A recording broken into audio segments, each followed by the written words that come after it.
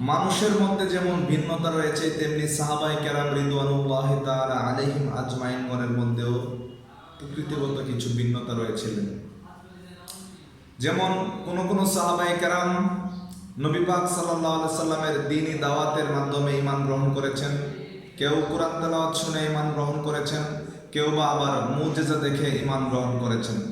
তাদের মধ্যে যাদের মেধা, প্রেম, ভালোবাসা, ভক্তি অত্যন্ত প্রখর ছিল, তিনারা মুজিজা দেখার পূর্বে, কোরআন তেলাওয়াত শোনার পূর্বে আমার নবীজির নুরানি চেহারা মুবারক দেখে তারা ঈমানের সেই অমূল্য রত্ন লাভ করতে সক্ষম হয়েছিলেন।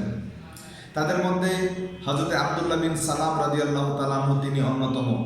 তিনি ছিলেন ইহুদি ধর্ম পণ্ডিত।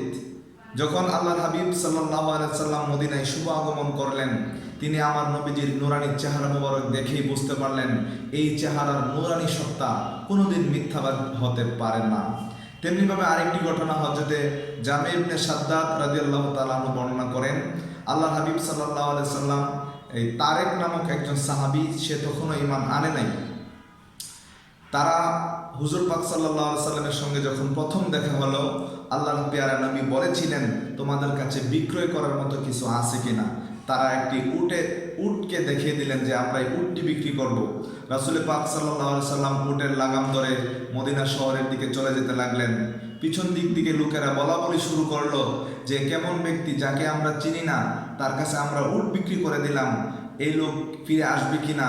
এরকম সংশয়ের মধ্যে যখন তারা ছিলেন, একজন মহিলা দাঁড়িয়ে বললেন, এই লোকেরা তোমরা চুপ করো, আমি তোমাদের উটের মূল্য পরিশোধ করে দেব, কারণ আমি যে পূর্ণিমা চাঁদের মতো নুরানি চেহারা দেখেছি, এই চেহারা কোনোদিন মিথ্যাবাদী হতে পারে না।